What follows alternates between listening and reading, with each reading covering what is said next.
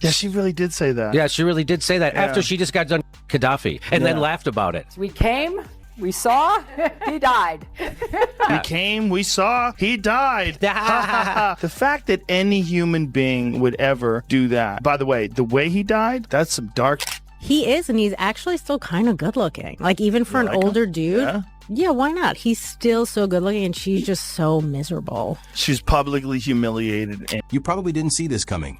But here we are as Joe Rogan tears into Hillary Clinton's polished talking points, treating them like they could fall apart with the slightest pressure. It's hard to tell whether you're watching a serious political discussion or an unexpected comedy battle, because things escalate almost immediately. Every minute becomes more intense than the last, and the reactions grow so over the top that you might feel like you need a giant bucket of popcorn just to keep up. The twists keep coming, making the whole exchange impossible to look away from. That's exactly what makes this ride so entertaining from start to finish. And she thought that her big retribution would become president. I'm running for president, and I'm in it to win it. Become president. Sure. And then that would be it. All water under the bridge. I'm a strong woman. I'm running this country. And then America was like, nah. And I'm sorry that we did not win this election for the values we share and the vision we hold for our country. I mean, it doesn't matter what color you are. America does not want a woman in charge. Well, that's not exactly true, because she won the popular. Before we go any further, hit the like button and subscribe, because you won't want to miss what's coming next. Joe Rogan walks into this political showdown like someone who completely changes the mood the second he arrives. The contrast couldn't be bigger. Hillary Clinton is known for her polished speeches and composed style, but in this exchange, she seems caught off guard, almost like she's trying to solve a puzzle without seeing the pieces, while Rogan calmly takes it apart with a grin. That sharp difference in style quickly turns the moment into something people can't stop talking about. She had all the favors that she was pulling in, and she had a ton of money behind her, and they were completely arrogant, and all the liberal elite in the media thought there was no chance that she was going to lose. She's 95% shoe-in to win the presidency, and she walked around like she was 95%. She already thought she won. Let's say it all does go pear-shaped. November 18th, 2016, and for whatever reason, it's President-elect Donald Trump. In that circumstance, is Hillary Clinton moving to Canada?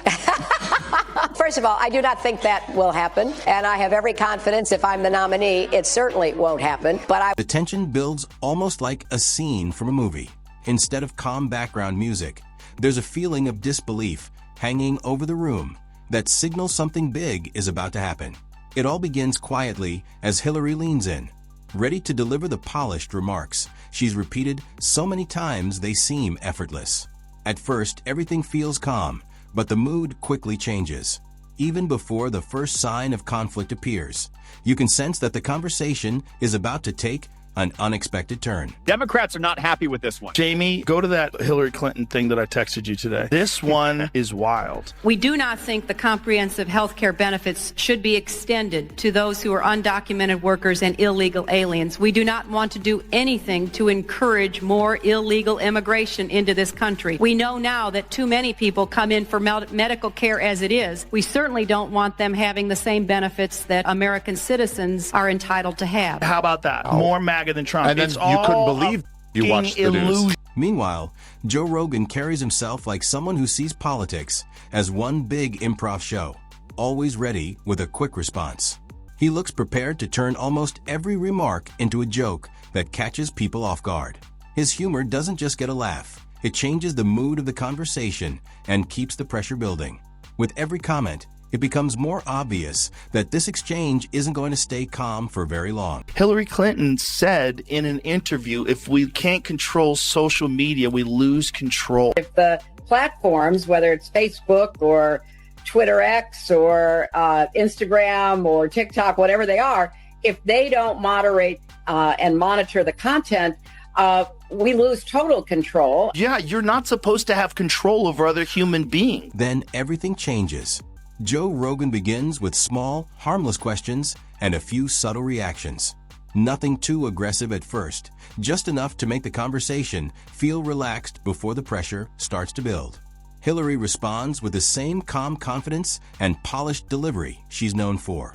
But Rogan's smile hints that he's setting up a much bigger point. As the exchange continues, the mood in the room shifts. and it becomes clear the discussion is about to move far beyond a polite debate. Hillary brings out familiar statistics, well-known talking points, and carefully prepared arguments, while Rogan quietly listens, waiting for the right moment to respond. When he finally does, the conversation quickly becomes much more intense. Her calm expression begins to show small signs of strain, a slight frown, a brief pause, and a look that suggests the discussion is no longer going as expected. Meanwhile, Rogan points to what he believes are contradictions in her arguments, turning the exchange into a moment that grabs everyone's attention. On the day of the election, I think they had some crazy odds of Hillary winning. It was like in the 90%. We watched it from the Comedy Store. We did a podcast from the Comedy Store called the End of the World podcast. What was most fascinating was the podcast was over, and then we all went to the bar, and on the television, Jake Tapper was just seriously bummed out, talking about Trump winning all these different states. And Anderson, it is hard to think of a political comeback that is actually more significant than this one. I'm tempted to say Richard Nixon, but that really falls short of what Donald Trump has achieved. I think for a lot of people, that was the end of trust in mainstream media. Joe Rogan seems to set the tone from the very beginning. He delivers a line with exaggerated disbelief that makes people laugh, while also wondering where the conversation is headed next. Online, viewers react immediately. Some stare at their screens in surprise, while others keep refreshing their feeds because the exchange feels almost too unbelievable to be real. As the discussion continues, Rogan stays calm and composed, keeping the pressure on with quick remarks and well-timed humor. Hillary briefly hesitates during one response, a small pause that stands out more than anyone expected. Rogan then shifts into personal stories mixed with dry jokes, forcing the conversation in a completely different direction. Hillary tries to answer each point, but the pace keeps accelerating.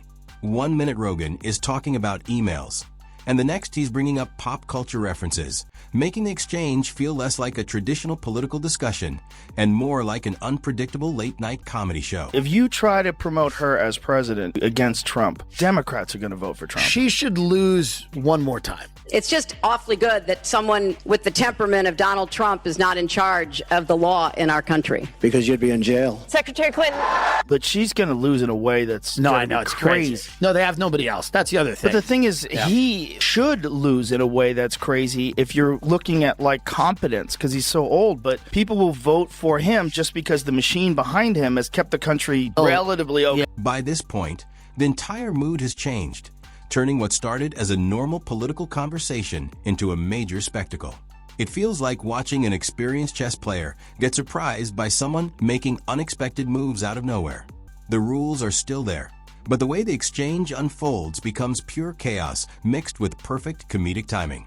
It almost feels like a lesson in humility hidden inside an entertaining moment.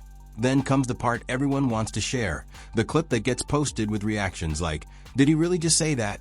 Rogan delivers his response with complete calm, but the impact hits hard and instantly changes the room.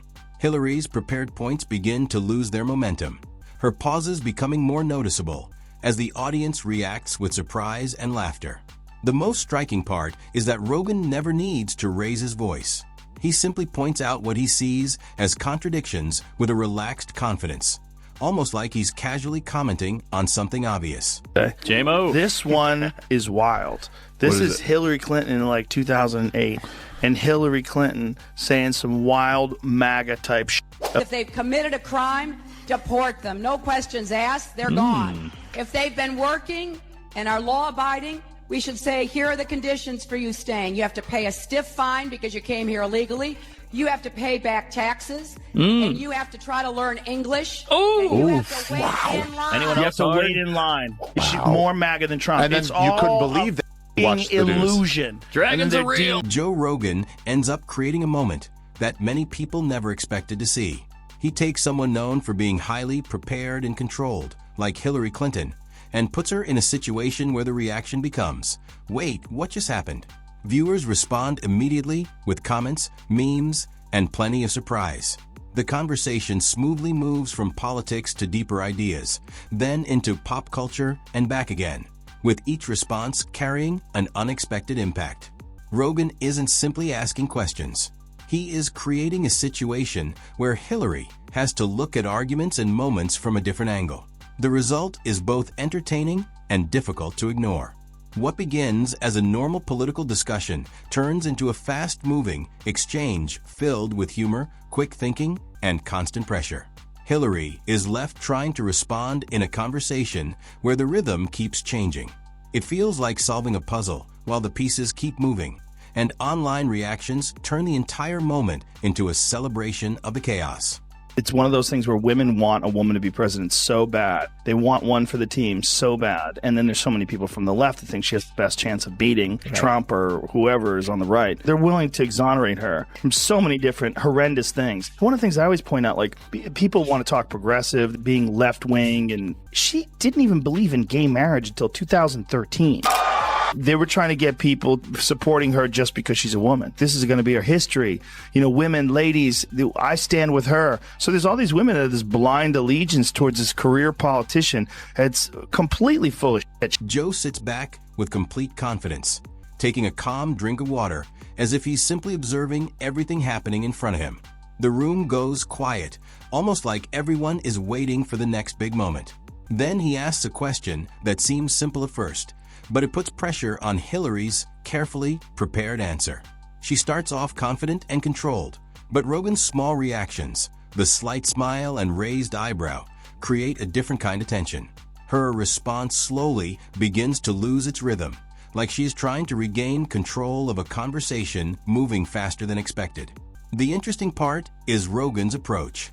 He doesn't need to raise his voice or become aggressive.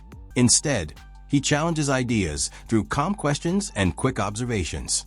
Each prepared point she brings up faces another layer of doubt.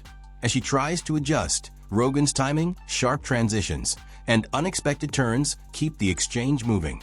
The result becomes a memorable moment filled with pressure, humor, and reactions from everyone watching. You know, I was getting shot at. It's like, I can't imagine, I was just talking about lack of empathy.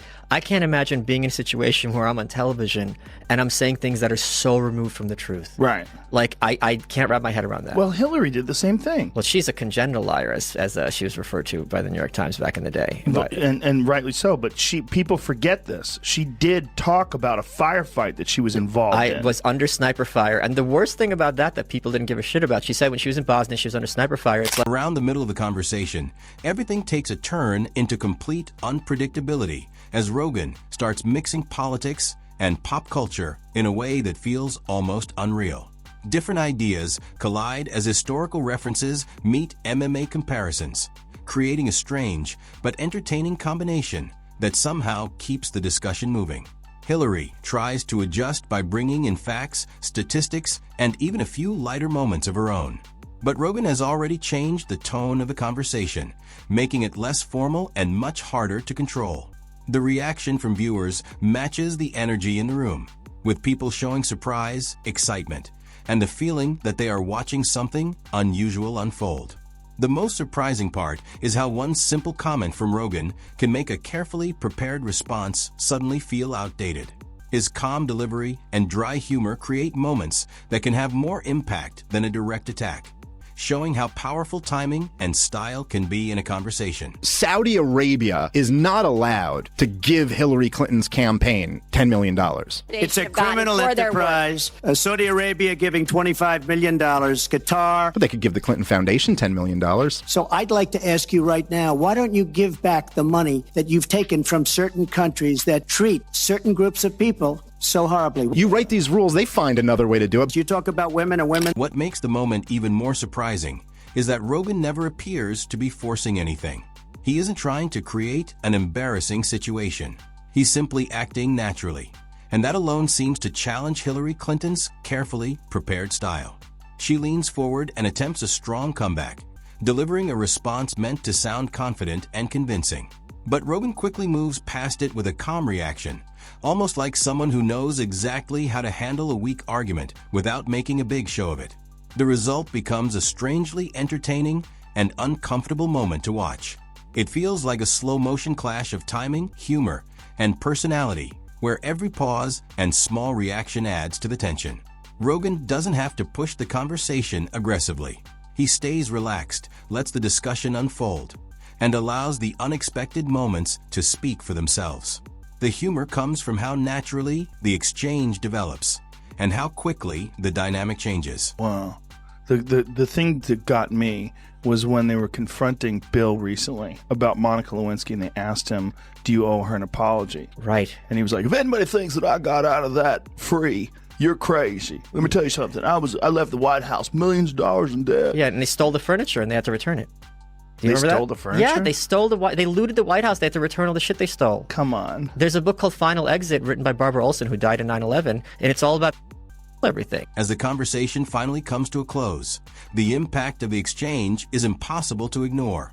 Hillary's carefully prepared arguments seem to lose their strength, while Rogan never has to raise his voice to make his points.